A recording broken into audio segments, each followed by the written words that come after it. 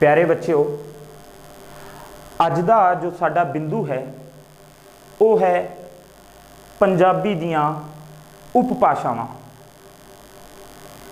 इस लैक्चर विच असी पंजाबी दियां उपभाषावां जिवें मलवई, पुआंदी, दुआबी, माझी, मुल्तानी, पोठोहारी आदि उपभाषावां जां उपबोलियां ते चर्चा करांगे। इन्हां दियां विशेषतावां बारे जाणांगे। सो इस वीडियो नूं असीं शुरू करते हाँ। पंजाबी दियां ये जो उपभाषावां हन, इस उपभाषावां ते चर्चा करन तो पहलां असीं सब तो पहला ये समझ लईए कि उपभाषा किसनूं आखदे हन, कि उपभाषा की है। इसनूं समझण लई मैं एक पासे भाषा ते दूजे पासे उपभाषा लिख रहा हाँ। देखो, दो तीन बिंदुआं राही असी इस कंसैप्ट नूं समझण दा प्रयास करांगे कि उपभाषा दा भाषा नाल की संबंध हुंदा है या भाषा ते उपभाषा विच की अंतर हुंदा है। तां असी एक दो बिंदु लैने हाँ। देखो, ये तुसीं जाणदे हो कि भाषा जिद्दां भाषा की है, मनुख अपने मन के विचारां, अपने मन के मनोभावां नूं प्रगट करन लई जिस माध्यम नूं वरतदा है वो भाषा है। इत्थे असीं भाषा किसी पर्टिकुलर भाषा ते उस नाल संबंधित उपभाषा की चर्चा कर रहे हैं। तो इस संदर्भ में असीं समझ रहे हैं, सब तो पहला जिवें भाषा है, भाषा की है। देखो, कोई भाषा है उसका जो संबंध हुंदा है, भाषा का जो संबंध हुंदा है वो किसी वड्डे खेतर नाल हुंदा है। भाषा का जो संबंध है वो किसी वड्डे खेतर नाल हुंदा है। दूजे पासे असीं वेखीए उपभाषा, तो उपभाषा जो है, उपभाषा का संबंध समाजिक या भूगोलिक तौर पर जे आपां वेखीए तो इसका संबंध किसी इलाके विशेष नाल हुंदा है जो आकार विच छोटा है। यानी कि उपभाषा का संबंध किसी खेतर के मुकाबले किसी छोटे इलाके नाल यह संबंध रखती है। दूजा जो बिंदु असीं लै रहे हाँ, भाषा जो है, भाषा नूं बोलण वालियां दी जो गिणती हुंदी है वो वध हुंदी है। भाषा नूं बोलण वाले जो लोग हुंदे हन वो वध हुंदे हन, उन्हां दी गिणती ज़्यादा हुंदी है। दूजे पासे वेखीए असीं उपभाषा, तां उपभाषा नूं बोलण वालियां दी गिणती किसी पर्टिकुलर भाषा के मुकाबले घट हुंदी है। ठीक है, तो इस विच जो बोलण वालियां दी गिणती है वो की हुंदी है, वो घट हुंदी है। इन्हां दो बिंदुआं दे आधार ते जो सामान्य जो गल्लां निकल के आ रही हैं वो ये हुईयां कि उपभाषा है जो उपभाषा किसी सीमित इलाके, सीमित क्षेत्र नाल संबंधित हुंदी है। इसनूं बोलण वाले लोकां दी जो गिणती है वो भी की हुंदी है, घट हुंदी है भाषा दे मुकाबले। यानी कि भाषा जिवें असीं ये कह दईए कि भाषा जिद्दां असीं पंजाबी पढ़ रहे हैं, तो जो पंजाबी है, पंजाबी भाषा नूं बोलण वाले लोग गिणती पक्षों बहुते हन। पर इस दियां जिद्दां उपभाषावां हन, माझी है, मलवई है, क्योंकि ये किसी इलाके विशेष नाल, ये खेत्र पक्षों क्योंकि इलाके पंजाब के मुकाबले तो छोटे हैं, क्योंकि पंजाब बहुत विस्तृत है। तो पंजाब के मुकाबले जेकर असी मालवा या माझा है ना, या पुआंदा जो इलाका है उसकी गल करिए तो वो इलाका की है, वो छोटा है। तो इस तरह से ये कह सकते हैं उपभाषा का संबंध छोटे खित्ते नाल हुंदा है, छोटे इलाके नाल हुंदा है, ते इसनूं बोलण वालियां दी गिणती भी घट हुंदी है। देखो, असी इत्थे एक होर उदाहरण लैने हाँ। देखो, जिद्दां राजस्थान विच असी रह रहे हाँ, तुसी ये जानते हो कि इस राजस्थान लई, इस पूरे राजस्थान खेत्र लई जिहड़ी भाषा वरती जाती है ਉਹ ਰਾਜਸਥਾਨੀ ਹੈ। ਭਾਵ ਕਿ ਪੂਰੇ ਰਾਜਸਥਾਨ ਵਿੱਚ ਰਾਜਸਥਾਨੀ ਭਾਸ਼ਾ ਬੋਲੀ ਜਾਂਦੀ ਹੈ, ਜਾਂ ਸਾਮਾन्य ਅਰਥਾਂ ਵਿੱਚ ਅਸੀਂ ਬਾਗੜੀ ਸ਼ਬਦ ਵਰਤ ਲੈਂਦੇ ਹਾਂ, ਹੈ ਨਾ। ਹੁਣ ਦੇਖੋ ਇਹ ਇਲਾਕਾ ਕਿਉਂਕਿ ਬਹੁਤ ਵੱਡਾ ਹੈ। ਹੁਣ ਅਸੀਂ ਜੇਕਰ ਇਸ ਦੇ ਜਿਵੇਂ ਰਿਆਸਤੀ ਕਾਲ ਤੋਂ ਅਸੀਂ ਵੇਖਦੇ ਆ ਰਹੇ ਹਾਂ ਕਿ ਰਾਜਸਥਾਨ ਕਈ ਰਿਆਸਤਾਂ ਵਿੱਚ ਵੰਡਿਆ ਹੋਇਆ ਸੀ। ਇਸ ਦਾ ਜਿਹੜਾ ਆ ਇਲਾਕਾ ਹੈ ਜਿੱਦਾਂ ਦੱਖਣ ਦਾ, ਉਦੈਪੁਰ, ਬਾਂਸਵਾੜਾ, ਡੂੰਗਰਪੁਰ ਦੇ ਨੇੜੇ ਦਾ, ਇਸ ਇਲਾਕੇ ਨੂੰ ਕੀ ਕਿਹਾ ਜਾਂਦਾ ਸੀ? ਮੇਵਾੜ। ਐਸੇ ਤਰ੍ਹਾਂ ਜਿਹੜਾ ਜੋਧਪੁਰ ਪਾਲੀ ਦੇ ਲਾਗਲਾ ਜਿਹੜਾ ਇਲਾਕਾ ਹੈ, ਇਸ ਇਲਾਕੇ ਨੂੰ ਕੀ ਕਿਹਾ ਜਾਂਦਾ ਸੀ? ਮਾਰਵਾੜ।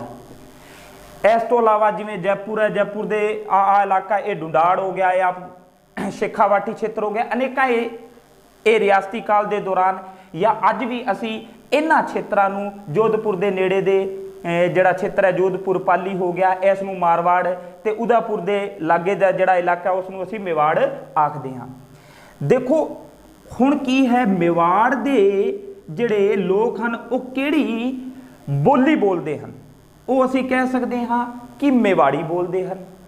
ਦੂਜੇ ਪਾਸੇ ਮਾਰਵਾੜ ਦੇ ਮਾਰਵਾੜੀ, ਟੁੰਡਾੜ ਦੇ ਟੁੰਡਾੜੀ, ਐਸੇ ਤਰ੍ਹਾਂ ਮੇਵਾਤ ਦੇ ਮੇਵਾਤੀ।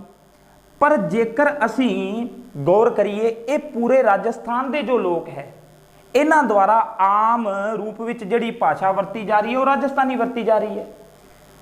ਤੇ ਇਹ ਰਾਜਸਥਾਨੀ ਦੀਆਂ ਕੀ ਹੋ ਗਈਆਂ? ਉਪ ਭਾਸ਼ਾਵਾਂ ਹੋ ਗਈਆਂ, ਇਹ ਅਸੀਂ ਮੰਨ ਸਕਦੇ ਹਾਂ। ਇੱਥੇ ਸਮਝਣ ਵਾਲੀ ਕੀ ਗੱਲ ਹੈ? ਇੱਥੇ ਅਸੀਂ ਇਹ ਸਮਝਣਾ ਹੈ ਕਿ ਮੰਨ ਲਓ ਅਸੀਂ ਮੇਵਾੜੀ ਬੋਲਦੇ ਹਾਂ, ਅਸੀਂ ਮੇਵਾੜੀ ਬੋਲਦੇ ਹਾਂ, ਪਰ ਇਸ ਦਾ ਇਹ ਮਤਲਬ ਨਹੀਂ ਕਿ ਸਾਨੂੰ ਮਾਰਵਾੜੀ ਸਮਝ ਨਹੀਂ ਆਉਂਦੀ। ਯਾਨੀ ਕਿ ਉਪ ਭਾਸ਼ਾਵਾਂ ਨਾਲ ਸੰਬੰਧਿਤ ਜਿਹੜੇ ਲੋਕ ਹਨ ਉਹ ਇਹਨਾਂ ਉਪ ਭਾਸ਼ਾਵਾਂ ਨੂੰ ਜਿਹੜੀਆਂ ਅੰਤਰ ਸੰਬੰਧਿਤ, ਸਹਿ ਸੰਬੰਧਿਤ ਇਹ ਉਪ ਭਾਸ਼ਾਵਾਂ ਹੁੰਦੀਆਂ ਹਨ, ਇਹਨਾਂ ਨੂੰ ਸਹਿਜੇ ਢੰਗ ਨਾਲ ਸਮਝ ਜ਼ਰੂਰ ਲੈਂਦੇ ਹਨ।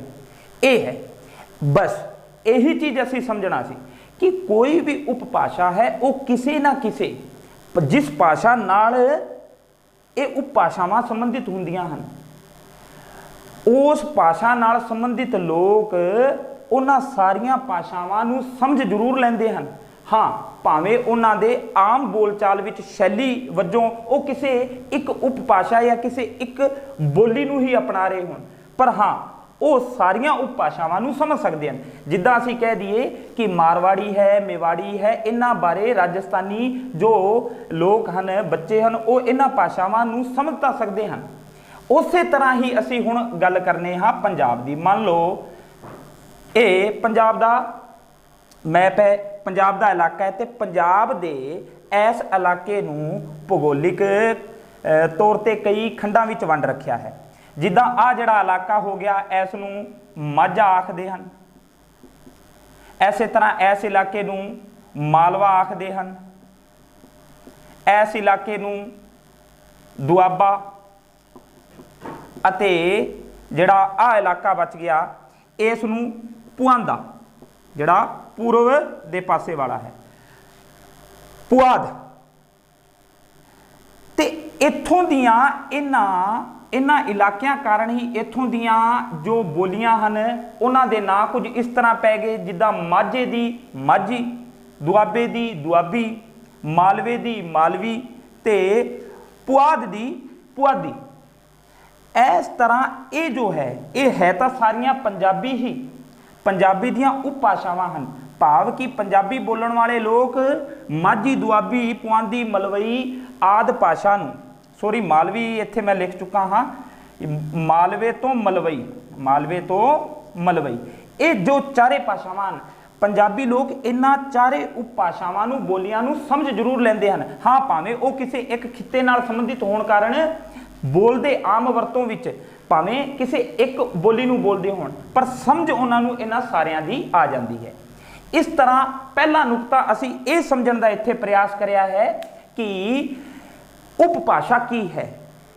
ਅਸੀਂ ਇਹ ਕਹਿ ਸਕਦੇ ਹਾਂ ਕਿ ਉਪ ਭਾਸ਼ਾ ਕਿਸੇ ਇਲਾਕੇ ਨਾਲ ਸੰਬੰਧਿਤ ਹੁੰਦੀ ਹੈ ਤੇ ਇਸ ਨੂੰ ਬੋਲਣ ਵਾਲਿਆਂ ਦੀ ਗਿਣਤੀ ਘੱਟ ਹੁੰਦੀ ਹੈ।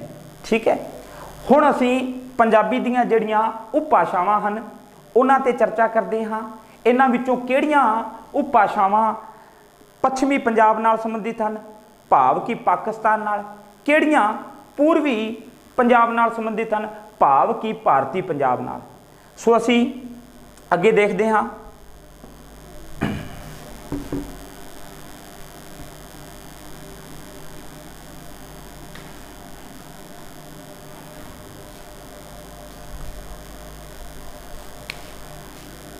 प्यारे बच्चों, सब तो पहला असी जिहड़ी उपभाषा या उपबोली लै रहे हाँ वो है माझी। देखो, सब तो पहला असी माझी कित्थे बोली जाती है, इस नाल संबंधित ਜ਼ਿਲ੍ਹਿਆਂ ਦੀ ਗੱਲ करांगे कि कित्थे कित्थे पंजाब दे किहड़े ਜ਼ਿਲ੍ਹੇ ਹਨ जिथे माझी भाषा, माझी उपभाषा या उपबोली बोली जाती है। तो माझी दा जिहड़ा खेतर है, देखो खेतर तो पहला भी असी ये भी समझ लीए कि माझी शब्द की उत्पत्ति किवें हुई। देखो किया जाता है कि क्योंकि माझी जो भाषा है वो माझी इलाके की है, तो माझा जो शब्द है ये एक तरह नाल मझ तो बनिया है। मझ, इत्थे मझ का अर्थ है मध्य, मध्य का यानी कि बीच का, भाव की केंद्री, यानी कि अणवंडे पंजाब दा ये वो इलाका सी। अणवंडे पंजाब तो भाव भारती ते पाकिस्तानी पंजाब, वो सारा जिहड़ा पुरातन समय विच जिहड़ा पंजाब सी, उस पंजाब दा ये इलाका सी केंद्र दा होण कारण। ठीक है, ऐस करके इस इलाके नूं माझा कहा गया ते इत्थों दी लोकां दी जिहड़ी बोली सी वो माझी अखवाई। हुण देखो इस विच किहड़े प्रमुख जिले आउंदे हन, तां सब तो पहला इस ते जिला आउंदा है अमृतसर, पठानकोट, गुरदासपुर, बटाला, तरन तारण। ये प्रमुख जो भारत दे भारती पंजाब दे जिले हैं आउंदे हैं, क्योंकि माझी अणवंडे पंजाब दा ये इलाका सी, तां माझी पाकिस्तान विच भी बोली जाती है। तां पाकिस्तान दे जिहड़े जिले हैं जिद्दां लाहौर हो गया, गुजरांवाला हो गया, सियालकोट हो गया, इत्थे भी माझी बोली जाती है। तो माझी का यह तो हो गया खेतर कि माझी कित्थे बोली जाती है, तो अमृतसर, पठानकोट, गुरदासपुर, तरन तारण, लाहौर, गुजरांवाला अते सियालकोट विच ये माझी बोली जाती है। हुण उस तो बाद असी गल करांगे कि ये जो बोली है इसकी की विशेषता है। देखो इस बोली की जो विशेषता है सब तो वड्डी, वो एक तो ये है कि जो अड़ाड़ा है, जो अड़ाड़ा ये धुनी है, व्यंजन है, इस दी वरतों सब तो वध वरतों अड़ाड़े धुनी की सब तो वध वरतों माझी विच कीती जाती है। नंबर एक गल, इस तो अलावा जो नासकी धुनियां हैं, नासकी धुनियां जिहड़ियां असीं पंज नासकी धुनियां पढ़ते हाँ, अंगा, नईया, नाणा, नन्ना अते मम्मा, ये जिहड़ियां पंज नासकी धुनियां हैं, इक्को एक माझी ही उप भाषा या उपबोली अजी है जिस विच इन्हां पंजे नासकी व्यंजना की वरतों हुंदी है। ये पंजे नासकी व्यंजन माझी विच यानी कि मौजूद हैं। ठीक है, इस तो अलावा जिहड़ियां पंजाबी दियां होर उपबोलियां हैं उन्हां विच ये पंजे उपलब्ध नहीं होणगे। तां इत्थे असीं ये याद रखना कि पंजे जो नासकी ये व्यंजन हैं वो मौजूद जिस उपभाषा विच रहिंदे हैं वो है माझी। हुण उस तो बाद असीं देखांगे कि इस विच देखो 10 स्वर अते 29 व्यंजन मौजूद हैं। 10 स्वर अते 29 व्यंजन इस विच मौजूद हैं। देखो माझी की एक होर की सब तो वड्डी विशेषता है, पंजाबी जो भाषा है वो विजोगात्मक अते संजोगात्मक, हालांकि ये दोवें ही लक्षण मिलते हैं। जो माझी है ये माझी भाषा ही है जिस विच संजोगात्मकता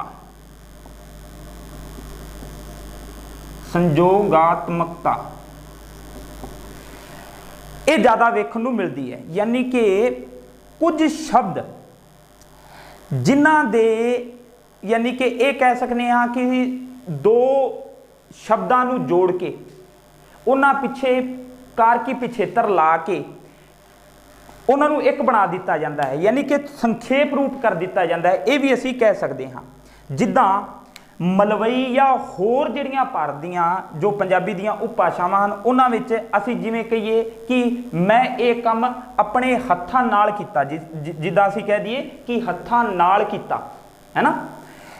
तो माझी विच यही वाक है। इस वाक की बनतर कुछ इस तरह हो जाऊगी कि मैं ये काम अपने हथी कीता। की कीता? हथी कीता। भाव ये होया कि जो इस संबंधक सी नाल हत्थां नाल कीता, ये नाल इत्थे की हो गया, ये अलोप हो गया ते कारकी पिछेतर दे रूप विच असी ई ला के हथी कीता है ना। कन्नी वालियां पाईयां होईयां हन। हुण देखो कन्ना विच वालियां पाईयां होईयां हन, एक तां ये लहजा हो गया बोलन का, एक ये हो गया कि कन्नी वालियां, यानी कि विच जो है संबंधक वो असी इत्थे बिल्कुल अलोप हो गया ते विच दी थां ते कन्नी ई पिछेतर ला के, ठीक है, इस तरह कन्नी वालियां हथी हथकड़ियां पाईयां होईयां हन। ये पिक्चर मैं अपने अखी वेखी, अखी अखां नाल वेखी या अखी वेखी। तो इस तरह संजोगात्मकता का भाव ये होया कि जो माझी है इस विच इस तरह की शब्दावली वरती जाती है। हथी कीता, कन्नी वालियां पाईयां होईयां हन है ना, अखी वेख्या, ये चीज़ है। हुण देखो माझी की होर की विशेषता, असी इत्थे प्रमुख कुछ विशेषतावां की चर्चा कर रहे हाँ।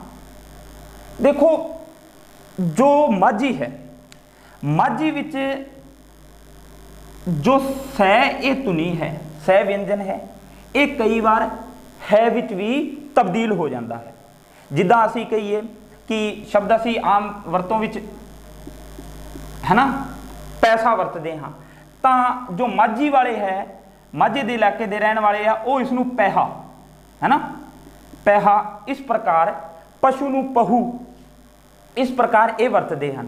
तो सै दा है विच तब्दील होना किस उपभाषा की विशेषता है, तो वह भी असी कह सकते हैं कि पंजाबी की माझी उपबोली है जी है जिस विच सै है विच तब्दील हो जाता है।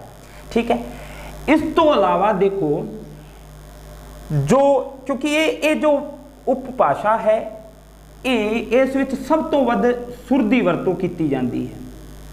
सुर जो 3 प्रकार की असी मनते हाँ है ना, उच्ची, नीवी, दरम्यानी, ये सुर की वरतों इस विच सब तो ज़्यादा होंदी है। जिद्दां देखो असी ये कह दिए कि एक शब्द है सुहागा है ना, या शब्द असी ले लिए पहाड़। आम वरतों विच सुहागा या पहाड़ नूं माझी विच किद्दां बोलिया जाऊगा, तो इसलिए माझी विच इसनूं यानी कि सुर विच तब्दील हो जाता है, तो ये इस तरह बोलिया जाता है सुहागा। पहाड़ नूं भी जिवें इस रूप विच ये बोलते हैं पहाड़, तो ये इसके कुछ लक्षण हैं। इस तो अलावा भी देखो एक शब्दावली जिद्दां असी वाक बनतर, देखो भाषा बारे समझ असी 2 तरीके नाल असी इन्हां विच अंतर करते हाँ, या जो समझने असी वो इस तरह की एक तो शब्दावली तो दूजा वाक बनतर। माझी दे जो वाक बनतर है, जिवें असी कहने हैं ना आम भाषा विच कि तू कित्थे जा रहा है, तो माझी विच सब तो वड्डी विशेषता ते अडरापन है, जो इसका वखरापन है वो इस विच है कि तू कित्थे जा रहा है। तो इस विच कहा जाता है कि तू कित्थे जान डे, जान डे, तू कित्थे जान डे, तो तू कित्थे जान डे, तू की कर डे, ਤਾਂ ਇਸ ਪ੍ਰਕਾਰ ਦੀ ਵੀ ਇਸ ਵਿੱਚ यानी कि वाक बनतर या शब्दावली वेखण नूं मिलती है। एक सब तो जो वड्डी विशेषता है माझी दी, माझी ही पंजाबी दी अगर किसी उपभाषा नूं असीं कहीए कि केंद्री, पंजाबी दी किहड़ी उपबोली है जिसनूं असीं केंद्री जां टकसाली, केंद्री या टकसाली कोई गल है, साहित्यिक बोली कह सकते हैं, तो माझी ही है जिसनों असी कह सकते हैं कि माझी ये एक तरह की म्यारी भाषा है। यानी कि जो असी साहित्य लिखते हैं या किताबां विच जो सानू जो भाषा मिलती है पंजाबी दी, वो माझी के आधार पर है। यानी कि माझी नूं प्रमाणिक एक भाषा वजों मन्निया गया है। यानी कि इसनूं असी केंद्री या टकसाली या म्यारी या दफ्तरी आदि भाषा या साहित्यिक बोली, साहित्यिक भाषा भी कहने हाँ माझी। तो ये प्रमुख कुछ विशेषतावां माझी दियां हो गई, जिन्हां विचों असीं पढ़िया है कि सै दा है विच तब्दील होना, सुरात्मक है, तिन्ने प्रकार की सुर इस विच वरती जाती है, जिद्दां सुहागा नूं सुहागा ते पहाड़ नूं पहाड़ कहना, ठीक है, तू कित्थे जाण डिया है, इस प्रकार। उस तो बाद हुण असीं वेखदे हाँ दूजी जो भाषा है वो है मलवई। मलवई देखते हैं। हाँ, इत्थे एक होर गल ध्यान देने योग है, जो माझी है ये रावी ते व्यास दरिया दा विचला जिहड़ा इलाका है उत्थे ये बोली जाती है। यानी कि रावी ते व्यास दरिया दे विच जिहड़ी पंजाबी दी उपबोली बोली जाती है वो है माझी। हुण असी गल करते हाँ मलवई दी, 2 नंबर ते असी गल कर रहे हैं मलवई दी। मलवई दी की विशेषता है? देखो, मलवई शब्द मालव तो बनया है। पहली गल तो यह है कि मलवई शब्द किस तो बनया है? मालव तो। मालव दा की अर्थ लिया जाता है?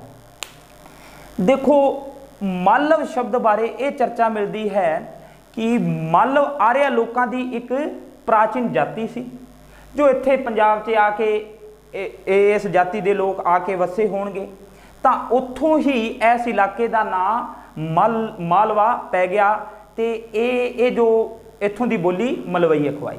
यानी कि मलवई शब्द मालव तो बनया है, तो मालव की है? आर्या लोगों की एक जाति सी। तुसी पढ़िया होगा ये मालव ते शिवी, ये बाद च अगे चल के ये जो ग्वालियर है, उज्जैन है ना, या जड़ा जिसनों असी कहने मेवाड़, मेवाड़ विच जाके बाद विच यही लोग यही जाति जाके वसन लग पई सी। सो असी इत्थे देख रहे हाँ भाषा उपबोलियां तो मलवई है। जो सब तो पहला इसका खेत्र वेखिए किहड़े जिले, देखो जो असी राजस्थान विच असी जो पंजाबी बोलते हाँ वो मलवई दे काफ़ी नेड़े है, वो मलवई दे नेड़े है। तो मलवई कित्थे बोली जाती है? तो असी कह सकते हैं कि मलवई बठिंडा, मुक्तसर साहब, यानी कि मुक्तसर, इस तो अलावा फिरोजपुर, फरीदकोट, बरनाला, संगरूर का कुछ इलाका, पश्चिमी संगरूर का पश्चिमी इलाका वैसे इस विच सम्मिलित किया जाता है। इस तो अलावा फाजिलका, ठीक है,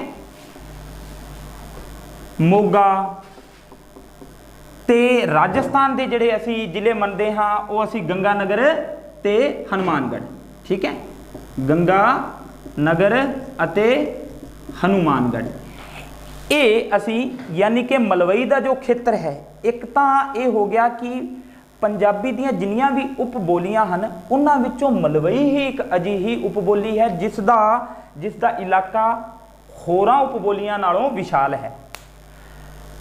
इस दी यानी कि ये तो इस दे जिले हो गए। इस दी विशेषतावां की हैं? देखो, जो मलवई है, मलवई दी सब तो वड्डी विशेषता तो ये मनी जाती है कि जो प्राचीन वैदिक संस्कृति या वैदिक भाषा के जो शब्द किसी उपभाषा ने अपने अंदर समाए हुए हैं तो वह है मलवई। यानी कि मलवई ने जो प्राचीन शब्द है वैदिक भाषा के वो अपने अंदर समाए हुए हैं। भाव ये हो गया कि मलवई उपबोली सब तो प्राचीन भी मनी जा सकती है। देखो अंग्रेज़ों के समय एक ये भी प्रचलन होया कि जो केंद्री जो बोली है वो माझी की थां अंग्रेज़ों ने मलवई नूं बनाने ते भी जोर दिता सी, पर क्योंकि विद्यक जो क्षेत्र है वो लाहौर ते अमृतसर होने कारण माझी नूं ही फिर उस तो बाद प्रवान किया गया। सो मलवई है जो एक नंबर तो इसकी ये विशेषता होगी कि यह वैदिक भाषा के शब्द इसने अपने अंदर समाए हुए हैं।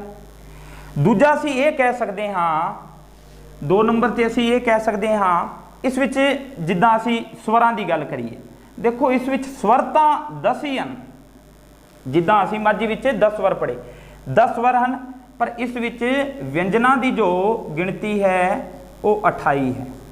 10 स्वर ते 28 व्यंजन। हुण देखो तीजी असी जो विशेषता पढ़ी सी माझी विच नासकी धुनियां बारे, तो जिहड़ियां नासकी धुनियां हैं, जिहड़ियां नासकी धुनियां हैं वो पंजे माझी विच तां मौजूद रहिंदियां हैं, पर मलवई विच ये 3 ही मौजूद रहिंदियां हैं। अंगा ते अणैया इस विच नहीं हैं, तां अणाणा नन्ना ते मम्मा ये 3 ही, ठीक है, ये 3 ही नासकी धुनियां इस विच मौजूद हैं। इस तो अलावा होर की विशेषता है, देखो एक मलवई की यह भी विशेषता है कि जो ये वै है, वै अखर, वै व्यंजन, वै दा बै विच तब्दील होना, वै बै विच, जिमें वार, अज की वार है, तो आपां जिहड़े बोलने हैं राजस्थानी लोग जिहड़े पंजाबी बोलते, जिहड़े पंजाबी कल्चर नाल संबंधित है, वार नूं बार कह देना, वारना नूं बारना, तो वै नूं बै विच तब्दील करते हैं, ये यानी कि वै बै विच तब्दील हो जाता है। देखो इस तो अलावा होर की विशेषतावां हैं मलवई, क्योंकि साडे नाल ही संबंधित है, इस करके असीं इस नूं थोड़ा होर गहराई नाल वेखदे हां। देखो मलवई विच जो धुनी संगोड़ है वो सब तो वध वेखण नूं मिलदा है। धुनी संगोड़ का मतलब ये हो गया कि संगोड़ मतलब संखेप कर देना, ठीक है, जिद्दां एक शब्द मैं लिख रहा इत्थे इनाम, तो मलवई जिहड़े बोलण वाले हैं वो इसनूं इनाम ना बोल के की बोलते हैं, कोई नाम नूं मिलिया कि नाम, इनाम ना बोल के नाम, ठीक है, यानी कि संगोड़ता धुनी, यानी कि जो ई है ये इत्थे अलोप हो गया। हुण देखो इस तो अलावा जिद्दां शब्द आपां ले लईए अनाज, है ना, तो कह दे कि बई दसो भी मोदी ने नाज नूज वंडिया कि, तो अनाज ना कह के नाज, है ना, इस तरह असी ये कह सकते हाँ कि धुनी जो संगोड़ है, जिद्दां असी आम आम शब्दों विच वरतों विच आ शब्द लेने अखंड पाठ, तो जो मलवई वाले है असी की कहने आ, घरे की रखा होया है, असी घरे खंड पाठ रखाया होया है, तो यानी कि इस विच धुनी संगोड़ भी एक इसकी विशेषता है मलवई की, ठीक है। एक होर विशेषता इसकी ये है जो किरिया का माझी नालों बिल्कुल वखरा रूप वेखण नूं मिलता है, जिथे माझी विच करांगा, शुद्ध रूप विच करांगा, जावांगा, आवांगा, ठीक है, आखांगा, इस प्रकार दे जो क्रिया रूप मिलते हैं उही मलवई विच बदल के की हो जाते हैं, करूँगा, आखूँगा, जाऊँगा, इस प्रकार, यानी कि क्रिया दे रूप आखूँगा, जाऊँगा, करूँगा, मरूँगा, इस प्रकार क्रिया दे रूप बदल जाते हैं। तो मलवई दियां ये विशेषतावां हैं, ठीक है। इस तो अलावा होर भी जिद्दां जो शब्द के अंत ते जो ये रै व्यंजन है, ये मलवई विच है, ये अंत विच नहीं आउंदा। पंजाबी विच ਪੰਜਾਬੀ ਦੀ ਜੋ ਇਹ ਮਲਵਈ ਬੋਲੀ ਹੈ ਇਸ ਵਿੱਚ ਰਹਿ ਵਿਅੰਜਨ ਦੀ ਵਰਤੋਂ ਨਹੀਂ ਹੁੰਦੀ। ਜਿਵੇਂ ਦੇਖੋ ਅਸੀਂ ਸ਼ੁੱਧ ਰੂਪ ਵਿੱਚ ਪੁੱਤਰ ਸ਼ਬਦ ਵਰਤਦੇ ਹਾਂ ਤਾਂ ਮਲਵਈ ਵਿੱਚ ਇਸ ਨੂੰ ਪੁੱਤੀ ਆਖਦੇ ਹੈ। ਠੀਕ ਹੈ, ਜਿੱਦਾਂ ਅਸੀਂ ਕਹਿ ਦਈਏ ਦਾਤਰੀ ਤਾਂ ਕੀ ਕਹਿ ਦਿੰਦੇ ਹਾਂ ਅਸੀਂ ਮਲਵਈ ਵਿੱਚ ਦਾਤੀ। ਤਾਂ ਦਾਤਰੀ ਪੁੱਤਰ ਇਹ ਤਾਂ ਮਾਝੀ ਦੇ ਪ੍ਰਮਾਣਿਕ ਰੂਪ ਹਨ ਕਿਉਂਕਿ ਉਹ ਟਕਸਾਲੀ ਹੈ, ਉਸ ਤੇ ਜ਼ਿਆਦਾ ਸ਼ੁੱਧਤਾ ਵੇਖਣ ਨੂੰ ਮਿਲਦੀ ਹੈ। ਤਾਂ ਇਸ ਵਿੱਚ ਯਾਨੀ ਕਿ ਇਹ ਵੀ ਕਹਿ ਸਕਦੇ ਹਾਂ ਕਿ ਅੰਤ ਤੇ ਜਿਹੜਾ ਰਾਰਾ ਹੈ ਇਹ ਨਹੀਂ ਵਰਤਿਆ ਜਾਂਦਾ। ਇੱਕ ਸਭ ਤੋਂ ਜੋ ਵੱਡੀ ਵਿਸ਼ੇਸ਼ਤਾ ਹੈ ਇਸ ਦੀ, ਸਭ ਤੋਂ ਵੱਡੀ ਜੋ ਵਿਸ਼ੇਸ਼ਤਾ ਹੈ ਉਹ ਹੈ ਜਿਹੜੇ ਸੰਬੰਧਕ ਹੁੰਦੇ ਹਨ ਦਾ, ਦੇ, ਦੀ, ਇਹਨਾਂ ਦੀ ਥਾਂ ਤੇ ਮਲਵਈ ਵਿੱਚ ਕਾ, ਕੇ, ਕੀ, ਕੀਆਂ ਆਦਿ ਵੀ ਵਰਤ ਲਏ ਜਾਂਦੇ ਹਨ। ਦਾ ਦੇ ਦੀ ਥਾਂ ਤੇ ਕਾ ਕੇ, ਜਿਵੇਂ ਆਪਾਂ ਕਹੀਏ ਕਿ ਰਾਮੇ ਕੀ ਮੱਝ ਹੈ ਨਾ, ਰਾਮੇ ਕੀ ਮੱਝ, ਜੋ ਅਸੀਂ ਕਹਿੰਦੇ ਆ ਰਾਮ ਦਾ ਸਾਈਕਲ, ਰਾਮੇ ਦੀ ਮੱਝ, ਉਵੇਂ ਰਾਮੇ ਕੀ ਇਹ ਆ ਗਏ। ਯਾਨੀ ਕਿ ਦਾ ਦੇ ਦੀ ਥਾਂ ਤੇ ਜੋ ਸੰਬੰਧਕ ਹੈ ਉਹ ਕਾ, ਕੇ, ਕੀ ਆਦਿ ਵੀ ਵਰਤੋਂ ਕਰ ਲਈ ਜਾਂਦੀ ਹੈ। ਠੀਕ ਹੈ, ਜਿਵੇਂ ਕਹਿ ਦਈਏ ਕਿ ਰਾਵਾਂ ਦਾ ਮੁੰਡਾ ਤਾਂ ਇਸ ਤੇ ਇਹ ਵੀ ਕਹਿ ਦਿੰਦੇ ਹੈ ਕਿ ਰਾਵਾਂ ਕਾ ਮੁੰਡਾ, ਇਸ ਤਰ੍ਹਾਂ। ਤਾਂ ਇਹ ਕੁਛ ਇੱਕ ਵਿਸ਼ੇਸ਼ਤਾਵਾਂ ਹਨ, ਯਾਨੀ ਕਿ ਦਾ ਦੇ ਦੀ ਸੰਬੰਧਕਾਂ ਦੀ ਥਾਂ ਤੇ ਕਾ, ਕੇ, ਕੀ ਆਦਿ ਵੀ ਵਰਤ ਲਏ ਜਾਂਦੇ ਹਨ। ਤਾਂ ਇਹ ਹੋ ਗਈ ਮਲਵਈ ਦੀ ਵਿਸ਼ੇਸ਼ਤਾ। ਹੁਣ ਇਸ ਤੋਂ ਬਾਅਦ ਅਸੀਂ ਚਰਚਾ ਕਰਾਂਗੇ ਦੁਆਬੀ ਤੇ ਪੁਆਂਦੀ ਦੀ, ਉੱਤੇ ਚਰਚਾ ਕਰਾਂਗੇ। ਧੰਨਵਾਦ।